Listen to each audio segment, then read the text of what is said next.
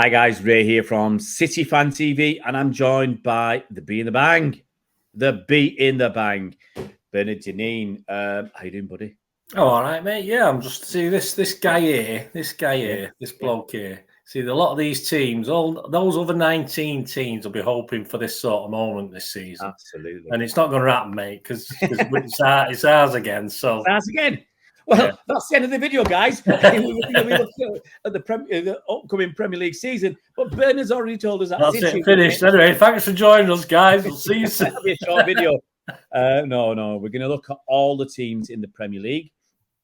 And we're going to look at some of the incomings, outgoings, and look at their prospects for the season to come, and obviously briefly look at what they did last season. I think this is going to end up being 4 or 5 little videos of groups of teams, and we're going to start with the A's. We've got to start with the A's. And we will start with the Arsenal. Now, Arsenal had, for them, a very good season last season overall. If you look at it overall, because they've come from nowhere. I think the season before they finished like 7th or something.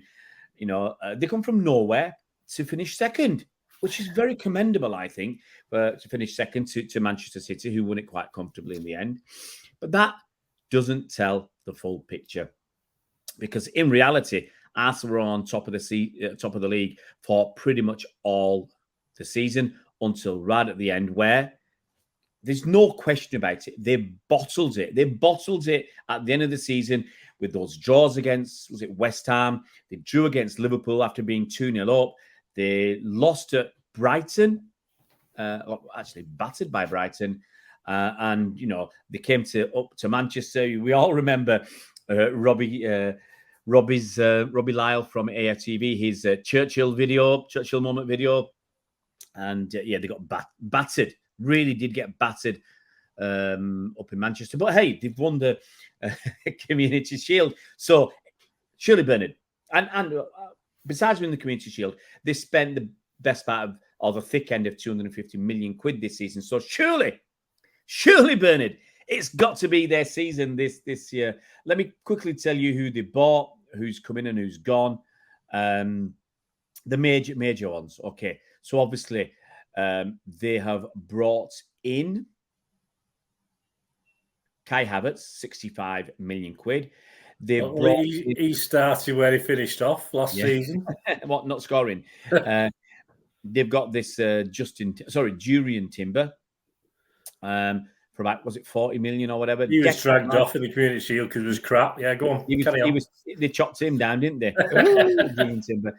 They got Declan Rice, and Was he playing? Was he playing in the Community Shield? I don't remember. No, he better off with Ben Rice or Uncle Ben Rice than him in the Community Shield. Hey, look, they won it. Don't knock them. So they've got 3 big signings in there. Best part of 210 million quid. David Raya, I think he's joining on loan for 3 million with an obligation to buy for 27 million. So that's basically money spent. That's 30 million. That's 240 million.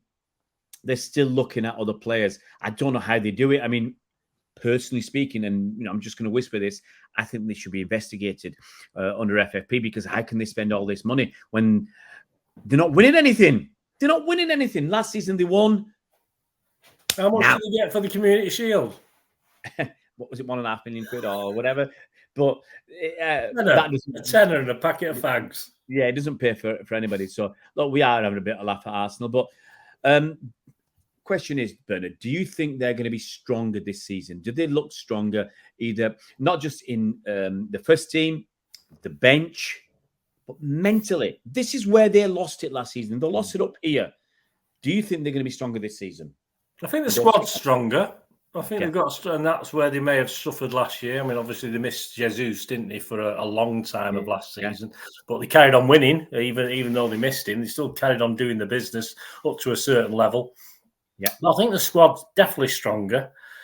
Psychologically, we've had give them a little bit of an advantage by letting them nick that on Sunday off us. So that's given them a little bit of a bounce, which we could have done without. We could have done with hanging on to 1-0. I don't care how we did it.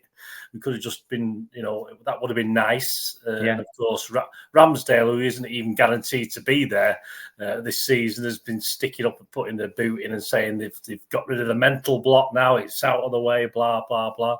The thing is, for Arsenal, unfortunately, it's not just City they've got to play, is it, and compete against. I think other teams will be better this season. Yeah. So they will have to be very, very... For me, yes, they should be really up for it after the disappointment of last season. Once you get over it, you lift yourself back up.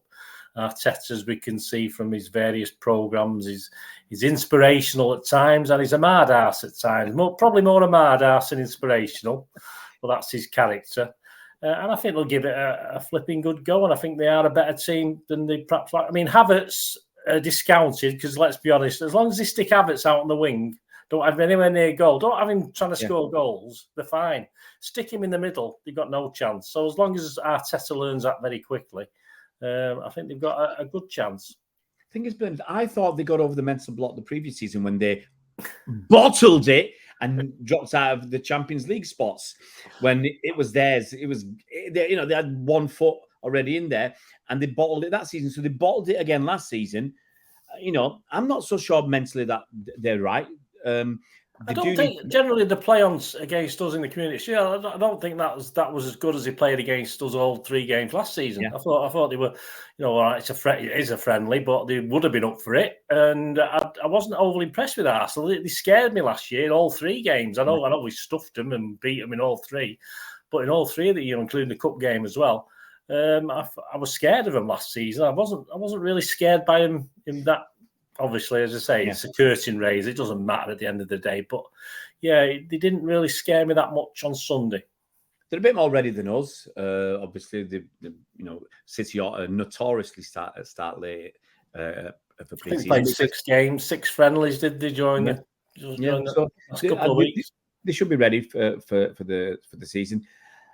I think the important question is, Bernard, are they going to win anything this season? Put the Community Shield aside, because but actually, even before that, sorry, I jumped the gun. You don't win anything else? No. Do you think playing in the Premier League, Champions League for the first time in donkey's years? I mean, they need instructions to get open the packet to get into the Champions League. Do you think that's going to have an impact on their Premier League season? I mean, you can argue it's only 6 games. Yeah. In the group stages, but it's an important 6 games. I don't think so, because as I said, I think the squad's better, a little bit better. I don't know what sort of youngsters they've got coming through to improve the squad that have come from the academies, etc. I don't know what I know they've got a few loans coming back in, haven't they? I don't know. Yeah. Obviously, they wouldn't have been loaned out in the first place. They were that good, but I think he's going to do what he did last season. He wanted to win. The league was the be all and end all, wasn't it? Everything else fell by the wayside. Yeah. They spent this money now, and it's got to be the league and the Champions League as the be-all and end-all. The FA Cup's no use to him. Yeah. The League Cup's no use to him. So I think he'll play the kids in the cups, those 2 cups, and he'll definitely got a good enough squad now. Injury, as long as he better luck with injuries, to give a good go in the Champions League and the Premier League. So, the question is, Bernard, I'll go back to the question I asked: are they going to win anything this season? No. If they're limiting themselves to the Champions League and the Premier League, no. Yeah, I agree. They should put better faith in their team for the cups, because I totally agree with what you're saying, because winning the League Cup might as well be Man United if that's all you're going to win. Winning the FA Cup, it's done. Arteta's done it before, and right now, with the money he spent, was it £700 million since he's been there? With the money he spent, he's got to be mustering up a better challenge for those 2 big trophies, because that's all that matters right now. Will they win anything? I can't see them winning the Champions League. I mean, they might get lucky. Like we got lucky last season in the Champions League. Luck does play a part. They might get lucky, but I just don't think. I think when they come up against a proper team, then I think they'll be found wanting. And I expect them to get through the knockout stages, but I just think the pressure will tell, because we've seen it in the last 2 seasons. They bottled it 2 seasons ago to get into the Champions League. They bottled the league last season. And I just think the pressure, they might do better mentally for the Premier League because it's a longer competition. It's got 38 games. But I think in the Champions League, when you get to a knockout stage, I think the pressure will get to them. You know, that's if they get that far. And I think they will. I think the pressure will get to them. I don't think they'll win anything this season. I think at best, they will be aiming for top 4. I think that's the best they'll do this season. If they can cope with the Champions League campaign, I think that's what they'll go for. So top 4 for Arsenal. Right. We're going to move on. And because we're doing this alphabetically, we are going to look at Aston Villa. Now, Aston Villa last season, they finished a very commendable 7th. They qualified for the Europa Conference League. And I think it was only at the end of the season. I mean, they had a fantastic season once they got rid of that deadwood, that rocks, that stone around their neck that was Steven Gerrard. Because let's be honest. I mean, Steven Gerrard was so bad at Aston Villa. It's so bad that nobody else wanted him, and he's gone off to Saudi Arabia. Obviously not for the money. You know, it's for the prestige of managing a second division Saudi club or whatever. But once Unai Emery turned up, Aston Villa turned it around, and they went from a position where it looked like they're going to be spending the whole season fighting against relegation to actually knocking on the door of, I mean, they were only 1 point behind Brighton, who got Europa League qualification, and only 10 points behind Newcastle, who got Champions League qualification. And I think, if I'm right, they were probably 3rd best in the league in terms of since Unai Emery joined, 3rd or 4th, which is a phenomenal achievement. And it also shows what a quality manager Unai Emery is. Let's quickly look at their ins and outs. Okay, let's look at a couple of outs. Ashley Young, he's gone. Honestly, no big deal. And really, there's nobody else who's left who's a big deal. Okay, with respect to everybody who's left. But the players that have come in, Yuri Tielemans from Leicester, Pau Torres from Villarreal, and Moussa Diaby from Bayer Leverkusen. Now, without talking, I think Yuri Tielemans came on a free.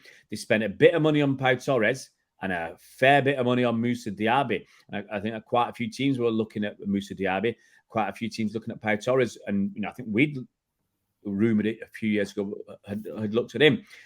They've got some pretty good signings in there, and it's going to make them stronger. Start off, Bernard, what do you think briefly about their season last season and how they turned it around? Yeah, I mean, these are people's dark horses to certainly get Champions League qualification this season, and even to a certain extent last season they were sort of thinking towards that. But again, the thing with Villa is that there's a lot of expectation with the fans as well. I mean, they still think they're big. I mean, they've only won the European Cup once, something like us. I mean, it's nothing, is it? So, I mean, no, Emery is the difference, as you said. He's been the difference for that team. A good manager. A reasonable squad, and they've improved the squad. I don't think they're gonna, I think they'll struggle to get top 4 in fairness, but I think they overperformed a little bit last season, finishing 7th. I thought they did very, very well. Emery's got to carry it on this year, but it won't be easy. But I do predict top 6 still. I think he can push them on a little bit more and get him into the top 6, but perhaps not the Champions League. But as I say, we'll see how. I like Tielemans. I mean, he's a good guy to get in on a free, isn't he? I know he's not a young lad anymore. How old is he now? He's knocking on a little bit. He might be knocking on a bit, but the thing about Tielemans is, I mean, I do like him. I must admit, I used to like him when I used to watch him. I think he's hit and miss. I really do think he's hit and miss with Tielemans. He's not that old. He's 26 years old. Yeah, they've had up and down pre-season. The pre-season's not been too bad. They beat Fulham and Lazio and beat Valencia in the pre's, but they've drawn with Walsall, Newcastle and Brentford. So a bit up and down, but I think they'll be all right. I think, a lot of expectation. The fans' pressure might be a bit much for them at the end of the day. I mean, look, let's be honest. Aston Villa are still a big club. I mean, they were always a big club, and their record before the advent of the the Premier League, was tremendous. They were brilliant up to about 1920. They were fantastic, mate. Fantastic team. 1920. Oh, come on, look. You know, so far we're only on the second team here. We've talked about Arsenal. You've offended Arsenal fans, and now you're going to offend Villa fans, and they're going to be. Listen, that's the only place I've ever had my scarf nicked Villa apart, so I'll never do. They can sod off for me. I don't. Villa can get gone. Villa were a bit, Villa. The fans. I remember we played Villa in the Carabao Cup final. Yeah, right? I didn't have any trouble, but a lot of City fans did. I didn't personally have any trouble, but I know they were. They're just obviously Birmingham isn't the loveliest place in the world, is it? Nice. So you're bound to get a proportion of idiots. Yeah. See, the thing about Villa last season when Emery came, I'm going to go through some briefly before we finish on Villa. They had 3 losses in February. Okay, actually, January they won, or they did well. They won 3 and drew 1. Losses in February because lost to Leicester at home, obviously lost to City and lost to Arsenal, which it's no embarrassment. But then they went on a good run. They beat Everton 2-0 away. They beat Palace 1-0 at home. They drew with West Ham. They beat Bournemouth 3-0. They beat Chelsea. Well, everybody did at Stamford Bridge. They beat Leicester away. They beat Forest at home. They thrashed Newcastle 3-0 at home. Drew with Brentford away and then beat Fulham at home. And at that point, I thought they were going to get Europa League comfortably. But then they had that 1-0 reverse to United and a 1-0 must have hurt reverse to Aston Villa before finishing the season by beating Spurs, drawing with Liverpool and beating Brighton on the last day of the season. So I thought, a lot of good results there. So you having them for the top 6? Yeah, I mean, are they going to win any cup? It could be, yeah. I wouldn't say an outside bet for certainly a League Cup. If they go for it, if Emery goes for it and wants it. They will. And perhaps a run in the FA Cup. I can certainly see them perhaps getting a pot. I tell you what, I think they'll win. Depends how much City want it as well. If City want the League Cup, they'll reduce the chances of other teams. If we don't, then fair enough. I'm putting Aston Villa down to win a trophy next season. Okay, the Europa Conference. Right, yeah. Forget about that as well. Forget That's about the one. Yeah. I think they'll ditch the League Cup and the FA Cup. Not that they're not important, but I think they'll hold their stall out on the Premier League and the Europa Conference League. They want Champions League, don't they? He wants to have a kick at that, doesn't he, this season as well? I think there's 2 things. They want to try and get top 4, but at least get top 6 to get Europa, or win the Europa Conference League to get the Europa League next season. So that's where I'm putting Villa. I think they'll be around. They will be around the top 6, but I think they'll push for that Europa Conference League. So Villa fans, we love you. Don't write in. we think you'll do all right next season, and I hope you do, because I'll be honest, I do like Unai Emery and those nasty Arsenal fans and people who made fun of him. He is a top class manager. But issues at Arsenal, maybe not buying the right players for him, and the fan base certainly don't help.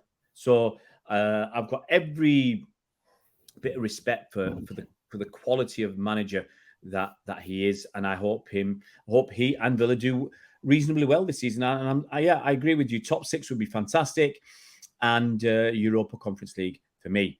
Moving down the line, okay, Bournemouth. Bournemouth, the fact that they're still in the Premier League is fantastic. They finished 15th last season, where, let's be honest, everybody had them for relegation. It started with I forgot. Was it the manager was it? Forgot now. Not Scott Sellers. I forgot. When you just totally. I can see that I've got his picture in my head, but I can't remember his name. So the one who got fired after about three games because Scott Parker. That's it, Scott Parker, because he basically lambasted themselves, and then they got Gary O'Neill in. We turned it around. Gary O'Neill came in, turned it around, did really well, and then he got the boot at the end of the season. And they've got this fella in, Andoni Iraola. I'll be honest. I'll show my ignorance here. Never heard of the fella. Never heard of the fella. So, first of all, let's before we look at who they got in. Last season, they did well. What do you think about them sacking Gary O'Neill? Why? I mean, you can't understand teams like Bournemouth. I mean, no disrespect to him, and it is disrespect to him for doing things like that. I mean, Watford was a similar sort of thing, wasn't it? You get to a level, then they just kick the manager out, who's done a reasonable job. What do they expect? I mean, what unless they've got Pep coming in or Pep equivalent coming in, why? What? I just don't understand why they do it. They're 15th. They were in, fighting a little bit for a lot of the season. At one stage, it looked as though they may get dragged into the bottom three and get relegated. And they got out of that. Just no sense for me. I think the worry was they lost those 3 games on the bounce, which is what Scott Parker got the beat for. In this Premier League, you can lose anything, can't you? You can lose anything to anyone. But here's the thing. I mean, I think it's what he said and the way he said it. The games they lost, Manchester City 4, Bournemouth 0. Bournemouth 0, Arsenal 3. Liverpool 9, Bournemouth 0. Okay. So, yeah, the 9-0 isn't great, and what Scott Parker said wasn't great. Gary O'Neill turns up. They drew with Wolves. They beat Forest. They drew with Newcastle. They drew with Brentford. They beat Leicester. They drew with Fulham. Okay. So they had a run of 6 games where they did well. But then I think this was potentially the worry. They went and lost 4 on the bounce to Southampton, West Ham, Spurs, and Leeds. Then they win a game, then they lose 4 on the bounce. Listen, if you're in the bottom half, you're like 14th, 15th. Yeah. Unfortunately, there's 12, 13, 14 teams better than you. Yeah, so there's a chance when you play them, you're going to get beat. I mean, it's only, again, common sense. We've used the word in an earlier vlog we did, but that's all it is. And I think sometimes these directors and these, I don't know. I don't think they've got any. They certainly haven't got any, have they? Let's be honest about it. Yeah, I think the worry was, after that good run, they played 28 league games, okay? They lost so many, okay? I'm going to tell you.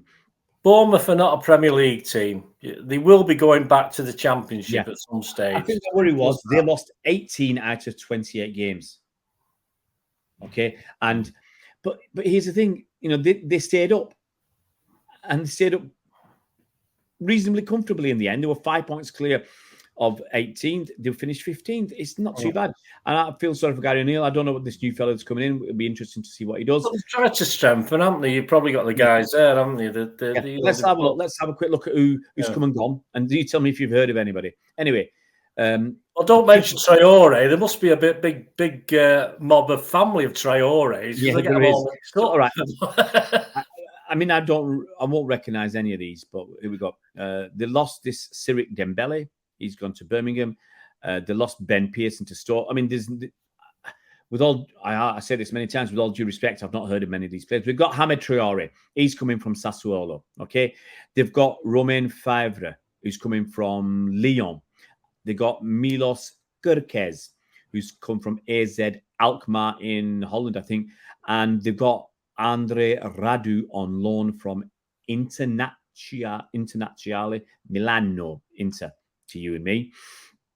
Bernard, do you... Justin Kluivert, has he gone or has he come in? Kluivert... Justin Kluivert, 11 million I've got down here. I'm not... Well, okay, on the list I've got, and I'm looking at the Premier League's list, and it might be, a day or two out of date. They've not got Justin Kluivert's here. And I will. You can see this is live. I'm going to have a quick look. Guys out there, don't come at us and say you should know. It looks like he is, he's there. I don't want you to come in and say we don't know anything because we don't know where Kluivert is. Kluivert is at Bournemouth. He looks like he's coming. Yeah. 23rd of June. I mean, they have lost some, but I think they've improved the squad. I think based on the fact of what they're spending there, at least they should have bought. Some of those might be half decent. Yeah. I think they might have improved the squad. Will they finish better than 15th? I doubt it. Yeah. I doubt it very much. I've got to say, Kluivert has joined 23rd of June. I've looked at the Premier League. This is the Premier League's website. I'll plays in and out. There. So hey, look, there's a lot of people coming and going from clubs. It's hard to keep on track of things. They'll do well. They'll do well to have another season in the Premier League. But I say it's a new this manager. We'll see how he goes. We just don't know anything about him, do we? It's a total unknown. I'm going to say they're going to spend the season fighting relegation. And I haven't decided where they're going down yet. But you'll have to watch our Premier League prediction video to see who's going up and so who's winning and who's going down and who's winning the cups, etc. So Bournemouth, I think, are going to struggle this season. Let's do another one. Brentford, cracking season last season for Brentford. Well, the informed team at the end of the season, they won 4 out of the last 5, so they were sort of top of the league as far as the last 5 games are concerned. They had a bad spell.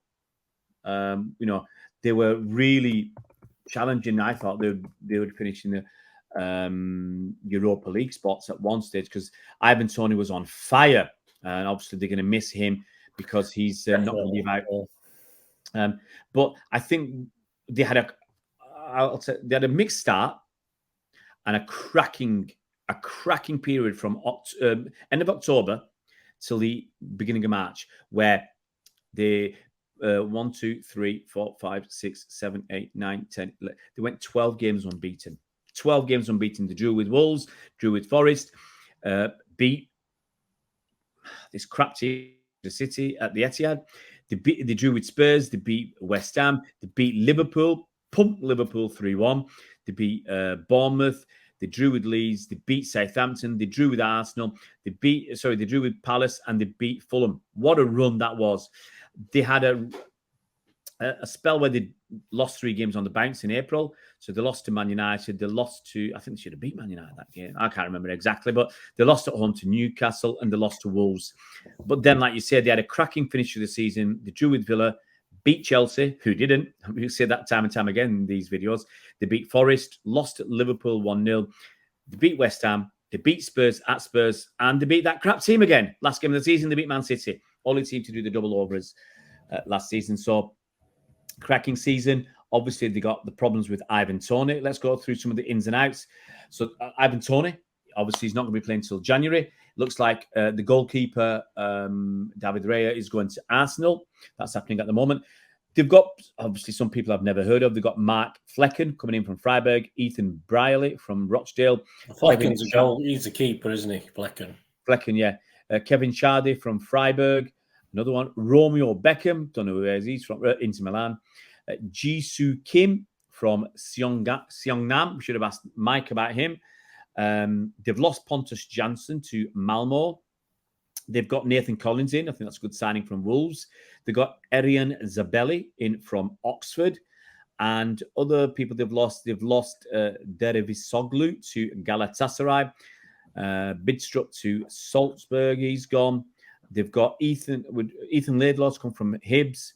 And they've lost Aaron Presley to Stevenage. And by the looks of things, in my opinion anyway, let's get your opinion, they've strengthened quite a lot. They've got a lot of players in, about 3 or 4 players from decent teams and players who look decent. And obviously, there's going to be a big miss of Ivan Toney. But how do you think they're going to fare this season, Bernard?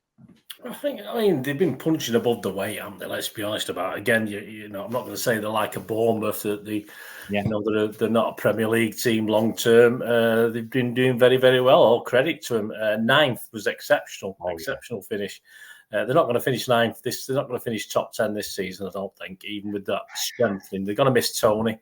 A hell of a player, goal scorer from last season. You could bet your money on him scoring goals, couldn't we? Every day of the week. Yeah.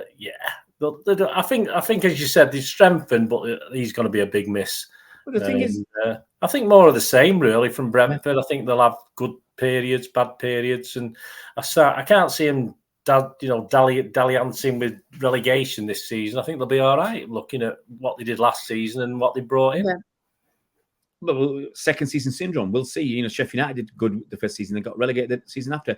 But Brentford... third season, isn't it? Brentford. Third season. Sorry, third season. Yeah, Brentford, first season, they did very, very well as well, didn't they? I mean, everyone thought last season they'd struggle, but they did okay. The thing is, Bernard, They were comfortable in 9th.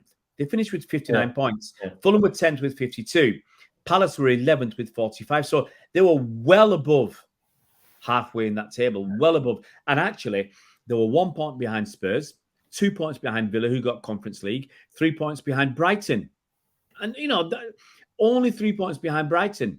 And I think the first season, obviously the home form saved them, but I thought they did better that last season. I think they did better away from home last season. So I think one thing that, it depends how you want to look at this, helped them, but also hindered them, was the number of draws, 14 draws last season.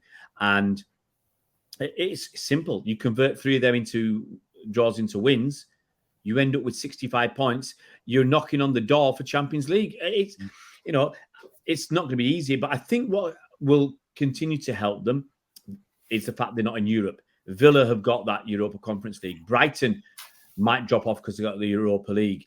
Liverpool, all right, they'll probably be okay. But I think teams, Newcastle might drop off a little bit. So teams that are not experienced, like Brighton and Newcastle and Villa, of playing a European football, even though I still say only 6 games, but in the group stages, it's still a tough 6 games, and you end up playing a lot of games between September and November. Because of that, I think that will probably help Brentford. I can't believe that all of Newcastle, Brighton, and Villa will do as well. Someone's going to struggle, and I think you give Brentford a chance. So I can still see Brentford getting top 10. I really, really can.